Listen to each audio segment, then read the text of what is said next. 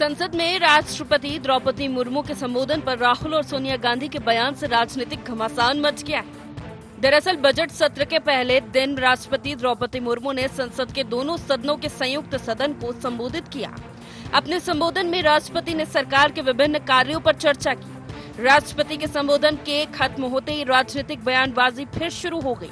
कांग्रेस सांसद सोनिया गांधी और लोकसभा में नेता प्रतिपक्ष राहुल गांधी ने राष्ट्रपति के संबोधन को लेकर कुछ ऐसी बात कह दी जिससे सियासी घमासान शुरू हो गया है। संसद में राष्ट्रपति के अभिभाषण के बाद मीडिया से बात करते हुए कांग्रेस सांसद सोनिया गांधी ने कहा कि राष्ट्रपति अंत तक बहुत थक गई थी, वे मुश्किल से बोल पा रही थी। इस दौरान सोनिया गांधी ने पुअर थिंग शब्दों का प्रयोग किया। वहीं राहुल गांधी ने भी राष्ट्रपति मुर्मू के भाषण को बोरिंग बताया।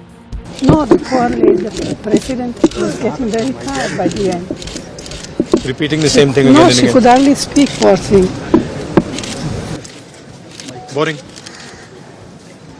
Repeating the same thing again and again. Sonia Gandhi और राहुल गांधी का ये बयान सामने आते ही भाजपा ने उन पर तगड़ा हमला बोला। भाजपा के राष्ट्रीय अध्यक्ष जेपी नड्डा ने कहा कि ऐसे शब्दों का जानबूझकर इस्तेमाल कांग्रेस पार्टी की गरीब विरोधी और आदिवासी विरोधी प्रकृति को दर्शाता है। उन्होंने कहा कि मां बेटे ने राष्ट्रपति के साथ आदिवासी समुदाय का अपमान किया है। भाजपा के दूसरे बड़े नेताओं ने भी सोनिया और राहुल पर तीखा हमला बोला। If there is one poor thing in Indian politics, that is Rahul Gandhi. Rahul Gandhi ही वो पुअर थिंग है जिनको बार बार लॉन्च करने की कोशिश कांग्रेस पार्टी करती है, but the poor thing never gets launched. जो आज कांग्रेस के नेता ने कहा है वो देश को शर्मसार करने वाला। देश के महामहिम राष्ट्रपति दोनों समेत सदनों को संयुक्त रूप से संबोधित करते हैं और वो सरकार की नीतियों और का एक रूपरेखा होती है। आपको आज के बाद जब उस पर चर्चा होगी तो पूरी सरकार को आलोचना करने का अवसर रहता है। जो लोग संविधान के सम्मान की बात करते हैं और जो संवैधानिक सर्वोच्च पद पर बैठे हमारे आदिवासी महामहिम राष्ट्रपति जी का अपमान करते हैं, वो संविधान का भी अपमान करते हैं। ये संविधान का सीधा अपमान है।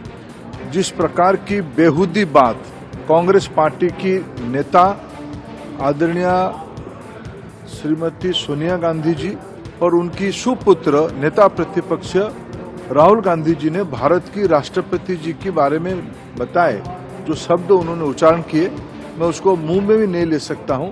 इस प्रकार की अहंकार के लिए मैं कठोर से कठोर शब्दों में उसको निंदा करता हूं। फ्यूडल लोगों से, सामंतवादी लोगों से और अपेक्षा भी क्या करें। जिस तरीके की कांग्रेस की जो नीति आई है, यानी कांग्रेस के जो भाषण आ रहे हैं और उनके जो स्पीचेज आ रहे हैं, सारे देश के जो इंस्टीट्यूशंस हैं यानी पद है उनको अपमान करने वाला। पहली बार एक महिला आदिवासी इस देश का राष्ट्रपति बनी है तो इनको हजम नहीं हो रहा है और इसको कमजोर बताती है। मैं कहना चाहती हूँ आदरणीय द्रौपदी मुर्मू जी ने जिंदगी भर देश के लिए, समाज के लिए जो काम किया है ये लोग सोच भी नहीं सकते। यही नहीं, पीएम नरेंद्र मोदी ने भी दिल्ली में चुनाव प्रचार के दौरान सोनिया और राहुल गांधी के बयान की निंदा की। कांग्रेस का शाही परिवार उनके अपमान पर उतर आया है। शाही परिवार के एक सदस्य ने कहा कि आदिवासी बेटी ने बोरिंग भाषण दिया। राष्ट्रपति जी को पुअर थिंग कहा, गरीब कहा और चीज कहा, थकी हुई कहा।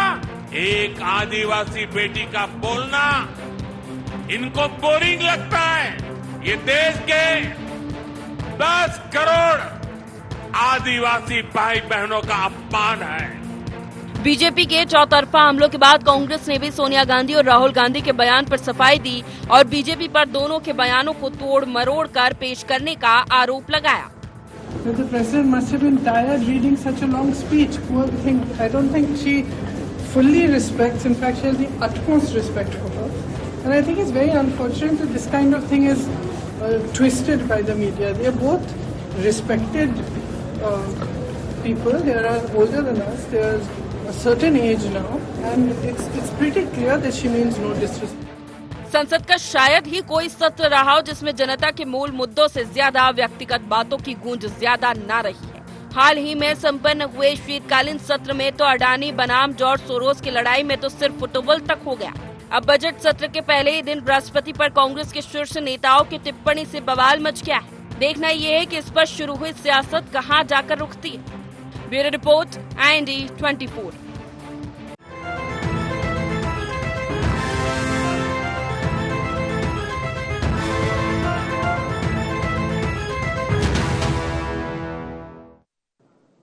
नमस्कार, IND एजेंडा पुअर पॉलिटिक्स में आपका स्वागत है। मैं हूं आपके साथ नवीन पुरोहित। चर्चा को विस्तार देंगे, उसके पहले IND एजेंडा के मुख्य बिंदुओं की तरफ एक निगाह डालते।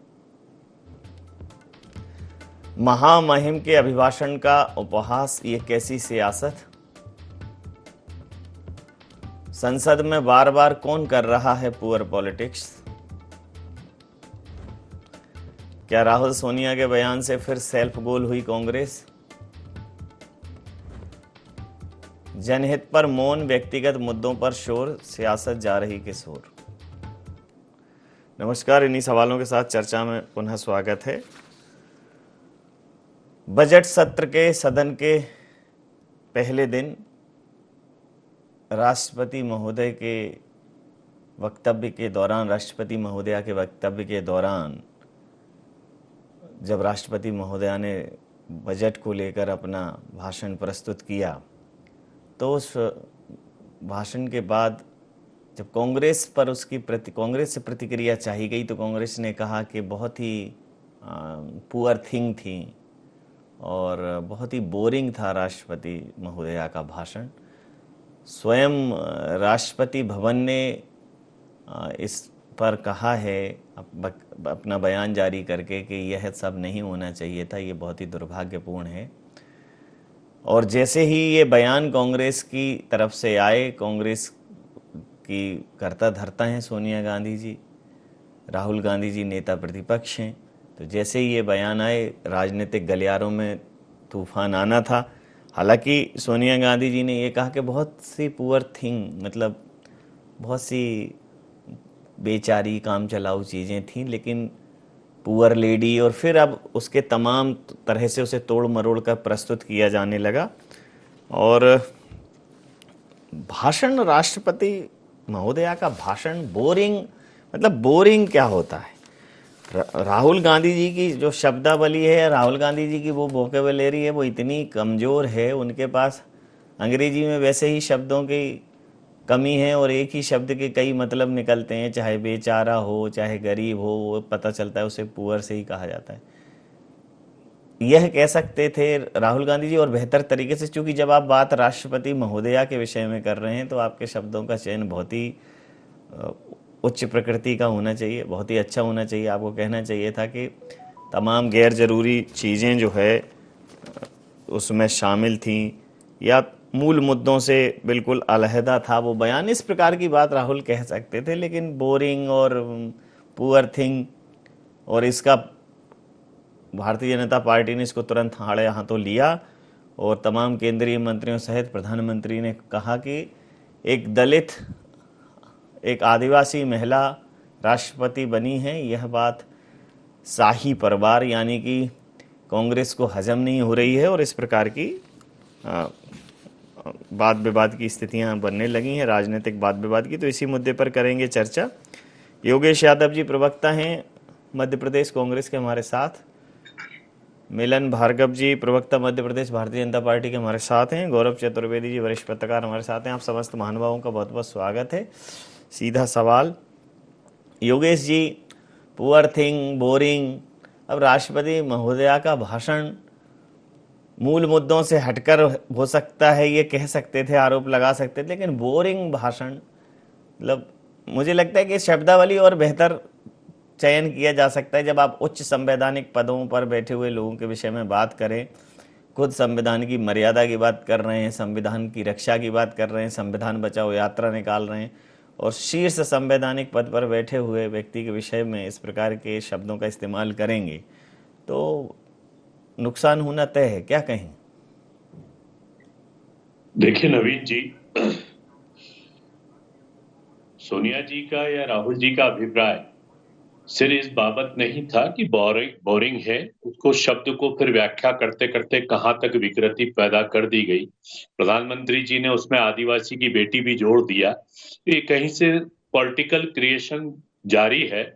अभिप्राय सिर्फ इतना था कि महामहिम जी का जो अभिभाषण था वो सरकार की सफलताओं का एक पुलिंदा होने के कारण काफी एक लेंदी होता है, और लेंदी होना भी बुरी बात नहीं है, लेकिन एक राष्ट्रपति महोदया के भाषण के साथ एक विजन, जिसकी कमी मैंने एक छोटे से अन्य व्यक्ति ने, जिसकी बुद्धि शायद मेरी बुद्धि बहुत कम है, लेकिन मैंने जहां तक अनुभव किया है कि डॉक्टर शंकर दयाल शर्मा से लेकर आर वेंकट रमन और उसके बाद हमारे डॉक्टर राधा कृष्णन जी, राजेंद्र प्रसाद जी, इनका एक समीक्षात्मक दृष्टिकोण भी आता था कि सरकार ने ये किया है लेकिन सरकार को ये किया जाना चाहिए। ये शुड बी का जो होना चाहिए, शुड बी की भावना का यहाँ पर विलोपन मिला। वो ऐसा लग रहा था कि जैसे एक सरकारी भाषण को बार बार वही मुद्दों को रिपीट करके, उपलब्धियों को बखान करके, महामहिम महोदया विद्वान है, परिपक्व है, और निश्चय ही एक विजन की तलाश अभी संपूर्ण भारत देख रहा है कि जो भारत अंधकार में जा रहा है, जहां पर चुनौतियां हैं, जहां पर अवसाद है, जहां पर बेरोजगारी है, भ्रष्टाचार है, निजीकरण है, उस समय एक विजन की आवश्यकता थी। तो कांग्रेस का अभिप्राय यही था कि भाई आप एक विजन तो स्पष्ट करते, और इसी कारण यह टिप्पणी की दी गई है। हमारा एक संवैधानिक पद है, महामहिम महोदया हमारे लिए सम्मानीय है, और इसको राजनीति को पॉलिटिक्स के रूप में अभिप्राय करके इसको सहर्ष एक स्वस्थ बुद्धि से स्वीकार किया जाना चाहिए, ना कि आदिवासी की बेटी। 10 करोड़ आदिवासियों की यदि आप बात कर रहे हैं तो 10 करोड़ आदिवासियों का क्या हश्र हो रहा है, क्या उनके हालात है। मध्य प्रदेश के ही जिलों में आप देख लीजिए आदिवासी किस तरीके से त्रासदी भोग रहे हैं, चाहे धार हो, चाहे मंडला हो, चाहे शहडोल हो, चाहे झाबुआ हो, चाहे अलीराजपुर हो।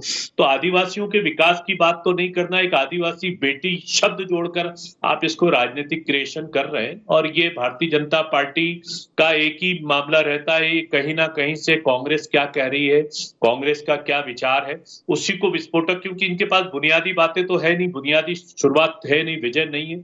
इस तरीके का जो क्रिएशन है, मैं भारतीय जनता पार्टी की पुअर पॉलिटिक्स मानता हूं इसको। जो आप पुअर पॉलिटिक्स की बात कर रहे हैं, तो मेरा अभिप्राय यह है कि भारतीय जनता पार्टी की पुअर पॉलिटिक्स से पुअर क्रिएशन है और पुअर थिंकिंग है। नहीं, अब क्या है, जैसे अगर आप ये बोलेंगे कि पुअर लेडी बेचारी अंत तक बहुत थक गई थी, अब ठीक है। नहीं, नवीन जी पुअर लेडी नहीं कहा, ये बात जरूर है कि उनके चेहरे पर थकावट थी, लेकिन पुअर लेडी की शब्द का प्रयोग नहीं किया। नहीं, आपने वो सुना नहीं है, आप सुनिए ना, कहा है नहीं, मैंने सुना है, मैं इसीलिए बोल रहा हूँ, पुअर लेडी शब्द का प्रयोग नहीं हुआ। आप कहें तो मैं सुनवा देता हूँ, कहा है। नहीं सर जी, पुअर थिंक कहा है। देखिए पुअर थिंग नहीं, वो पुअर थिंग, और वो तो बहुत उन्होंने कहा। इस पर क्या है, जब प्रतिक्रिया लेनी चाहिए पत्रकारों ने, तो उन्होंने कहा कि पुअर लेडी बेचारी बहुत थक गई थी, ये कहा। हालांकि ठीक है, उनका सेंस नहीं होगा वो कहने का। मिलन भार्गव जी क्या कहेंगे? लेकिन नवीन जी, सेंस स्पष्ट है। जिस राजनीतिक परिणति कांग्रेस पार्टी जिस दिशा में चल रही है, चूंकि राजनीति इनको विरासत में मिली, पिता के बाद बेटी, बेटी के बाद बेटा, बेटा के बाद बहू, और जिस प्रकार से राहुल गांधी नहीं बन पाए देश के प्रधानमंत्री, तो जो निराशा और जिस निकम्मेपन से वो जूझ रहे हैं, तो जब प्रधानमंत्री की हत्या कराने की योजना उनके नेता बना सकते हैं और नीच और किस प्रकार की शब्दावली का प्रयोग करके देश के प्रधानमंत्री का मान गिरा सकते हैं, तो ये हताशा निराशा साफ देखी जा रही है। अभी तीसरा चुनाव ही तो हारे इतनी बुरी तरीके से। उसके बाद आप देख लीजिए कि देश की संवैधानिक संस्थाओं पर चोट करते करते देश के सबसे बड़े संवैधानिक पद पर शोभित एक देश की गरीब महिला, आदिवासी महिला, उस पर क्या आश्रित हो गई। इन्होंने लाख कोशिश कर ली चुनाव हराने की उनको, कि वो आश्रित ना हो जाए, लेकिन भारतीय जनता पार्टी और देश के अवाम ने उनको बैठा क्या दिया। आज उनको किस प्रकार से टिप्पणी कर ये राजनीतिक हताशा और निराशा साफ झलक रही है। और रही बात, अभी मैं योगेश जी को सुन रहा था, यहाँ पैनल पे जितने लोग बैठे, योगेश जी वैसे तो सौम्य व्यक्ति हैं, लेकिन मैं चूंकि वो जिस दल से आते हैं उनको छोड़ देता हूँ। चाहे नवीन जी आप हों या गौरव जी बहुत वरिष्ठ पत्रकार बैठे हैं वो हों, हम आप सबको कहीं ना कहीं इस देश का संविधान और कानून बाध्य करता है कुछ पदों को लेकर जहां सम्मान देना ही पड़ता है। आपके मन में कुछ हो लेकिन सम्मान देना ही है। लेकिन यहां तो मन प्रदर्शित हो गया कांग्रेस पार्टी का, क्योंकि वो इतने चिढ़ते हैं इटालियन संस्कृति से जो आते हैं, सोचते अंग्रेजी में तो बोलेंगे भी अंग्रेजी में इस प्रकार का ना, जब हिंदी में स्क्रिप्ट लिखी जाती है तो उसको तो राजनीतिक पढ़ देते हैं, लेकिन जब मन की बात की जाएगी तो इसी प्रकार की टिप्पणी आएगी और देश विरोधी जो बातें हैं और जो भारतीय संस्कृति, भारत की संप्रभुता को तोड़ने वाली है, वो साफ झलकती है। तो नवीन जी अभी बात हो रही थी, योगेश जी बहुत सारे आरोप लगा रहे थे, जिनका उनको मौका मिलता उनके दल को बोलने का तो वो राजनीतिक रूप से हम पर आरोप लगाए चलता है, लेकिन एक राष्ट्रपति का जो पद होता है कम से कम वो गैर राजनीतिक रूप से छोड़ा जाता है, उस पर टीका टिप्पणी नहीं करी जाती है। परंपरा इस देश की और संस्कृति है, लेकिन उसको तोड़ा है। और अभी आप योगेश जी कह रहे थे कि साहब देश में बुरे हालात हैं। अरे बुरे हालात हैं तो वर्ल्ड बैंक तो हमारा नहीं है, भारतीय जनता पार्टी का। मूडीज जैसी जो बड़ी देश विश्व की संस्था है वो तो हमारी नहीं है। वो तो कह रही है देश प्रगति कर रहा है, लेकिन प्रगति आपको नहीं दिख रही, आपको अंधकार दिख रहा है। आज वर्ल्ड बैंक और मूडीज की रैंकिंग में भारत अव्वल आ रहा है, दिन प्रतिदिन चौंकाने वाले पायदान पर पहुंच गया। 11वें से 5वें अर्थव्यवस्था में नंबर पर आ गया और तीसरी अर्थव्यवस्था सबसे बड़ी बनेंगे। आपको अंधकार दिखेगा, लेकिन वो रोशनी हमको दिख रही है और देश के करोड़ों युवाओं को, देश के करोड़ों जनता को दिख रही है जो देश प्रगति कर रहा है। लेकिन आप सत्ता में नहीं है तो आपको अंधकार ही दिखेगा, क्योंकि दशकों तक सत्ता में रहने की जो आदत पड़ गई, तो आदतन उस प्रकार के अपराधियों की तरह बिहेव राहुल गांधी जो कर रहे हैं, वो राजनीति की हताशा से गुजर रहे हैं। और कुछ दिन और रुक जाइए, वो हताशा के उस दौर में भी आएंगे, राजनीति को छोड़ेंगे और सलाखों के पीछे दिखेंगे। प्रतिक्रिया लेता हूँ गौरव जी से, प्रतिक्रिया लेता हूँ। गौरव जी, स्वयं राष्ट्रपति भवन से इस प्रकार की प्रतिक्रियाओं पर जो है निराशा व्यक्त की गई है। उन्होंने राष्ट्रपति भवन ने ये कहा है कि इस प्रकार की टीका टिप्पणियाँ नहीं होनी चाहिए और poor lady, poor thing, boring statement, मुझे नहीं लगता कि ये राष्ट्रपति महोदय के जो भाषण के बाद उनके भाषण के लिए इस प्रकार की शब्दावली का इस्तेमाल होना चाहिए। कम से कम राष्ट्रपति महोदय जी। नवीन जी, संसद और विधानसभाओं में अब चर्चाएं नहीं होती, सिर्फ हंगामा और शोर होता जी। बात हम करें कांग्रेस की जो गलती रही, उसे पुअर और बोरिंग जो बताना था, वो सरकार द्वारा प्रस्तुत राष्ट्रपति का अभिभाषण बोरिंग था, क्योंकि अभिभाषण जो भी बनाया जाता है वो सरकार की रूपरेखा होती है और सरकार की रूपरेखा को राष्ट्रपति या राज्यपाल पढ़ते हैं। वो उसे बोरिंग कहते, कोई बुरी बात नहीं थी, लेकिन राष्ट्रपति के भाषण को उन्होंने बोरिंग कर दिया। ठीक। दूसरी बात, जिन सदनों में चर्चा होना चाहिए उन सदनों में राज्यपाल खुद अभिभाषण अधूरा छोड़कर चले जाते हैं। हाल ही में इसी महीने की घटना है, तमिलनाडु में राज्यपाल ने अभिभाषण ही पूरा नहीं पढ़ा, 1.5 मिनट के अंदर सरकार की भावना से असहमत होते हुए वो अभिभाषण पढ़े बिना सदन से चले गए। मध्य प्रदेश में विपक्ष वॉकआउट कर गया, तो सरकार जो अभिभाषण तैयार कराती है वो भी कम से कम कुछ ऐसा रोचक प्रस्तुत करे और जिस पर विपक्ष चर्चा कर सके, ऐसी बातें सामने आना चाहिए। जी, एक बार मैं आपको वो पुअर थिंग, पुअर लेडी और वो बयान एक बार सुनवा देता हूँ, जरा बयान सुनवा दिया जाए दोबारा। No, the poor lady, the president was getting very tired by the end. No, the poor lady, the president was getting very tired by the end. No, the poor lady, the president was getting very tired by the end. No, the poor lady, the president. वो poor lady भी कहा है, poor thing भी कहा है, वो ठीक है, लेकिन चूंकि जिस प्रकार से गौरव चतुर्वेदी सर ने कहा है कि अब संवैधानिक जी, मैं आप तक ही आ रहा हूँ सर, के संवैधानिक मूल्यों का जिस प्रकार से कुछ एक समय में ह्रास हुआ है और इरादतन, गैर इरादतन, इन सारी चीज़ों को लेकर जिस प्रकार की सिर फुटौल हुई है, उसमें अभी चूंकि कांग्रेस एक बात कर रही है संवैधानिक संस्थाओं के चीरहरण की, संवैधानिक संस्थाओं को कंट्रोल करने की, तो कांग्रेस को थोड़ा ज़्यादा संभल कर चलने की ज़रूरत है। गौरव सर क्या कहें? नहीं, जो आप कह रहे हैं नवीन जी वो बिल्कुल सही है, लेकिन इसी के साथ एक बात और कहना चाहता था कि किसी भी देश का राष्ट्रपति या राज्यपाल या मुख्यमंत्री या प्रधानमंत्री ना दलित होता है, ना पिछड़ा होता है, ना आदिवासी होता है। जिस तरीके से भाजपा भी इसे इश्यूज बनाकर आगे बढ़ रही है, कम से कम राष्ट्रपति, प्रधानमंत्री, मुख्यमंत्री जैसे पदों को दूर कर देना चाहिए। सही हुई नहीं, ये तो अफसोस ही है कि अगर राष्ट्रपति बनकर भी कोई आदिवासी है और प्रधानमंत्री बनकर कोई ओबीसी है, मुख्यमंत्री बनकर कोई ओबीसी है, मुख्यमंत्री बनकर कोई दलित है, तो इससे ज्यादा अफसोसजनक क्या होगा। खैर, बात योगेश यादव जी फिर आकर आप पर ही रुक जाती है, क्योंकि आप भारतीय जनता पार्टी के समक्ष जब आप सवाल खड़ा करते हैं तो संवैधानिक मूल्यों की दुहाई देते हैं, संविधान की दुहाई देते हैं, संविधान बचाने की बात करते हैं। कुल मिलाकर कांग्रेस की पूरी यात्रा संविधान के इर्द गिर्द घूम रही है। वहीं सर्वोच्च संवैधानिक पद पर बैठे हुए व्यक्तित्व के लिए अगर इस प्रकार के शब्द निकलेंगे, मुझे लगता है कि कांग्रेस को उस पर सफाई देने की बजाय सॉरी बोल देना चाहिए कि वो मंतव्य नहीं था, गलती से निकल गए होंगे। जितनी इस पर सफाई देंगे मुझे लगता है उतनी ही गंदगी फैलेगी। क्या कहेंगे? देखिए नवीन जी, मैं गौरव चतुर्वेदी जी की उस बात से बिल्कुल सहमत हूं कि निश्चय ये जो बयान होता है ये केंद्रीय सरकार की उपलब्धियों का एक सरकारी तंत्र द्वारा तैयार किया गया एक अभिभाषण होता है, और हमें इस पर कोई आपत्ति नहीं है कि राष्ट्रपति जी बोलेंगे, केंद्र सरकार की उपलब्धियों के बारे में बोलेंगे, सर्वोच्च संवैधानिक पद पर है।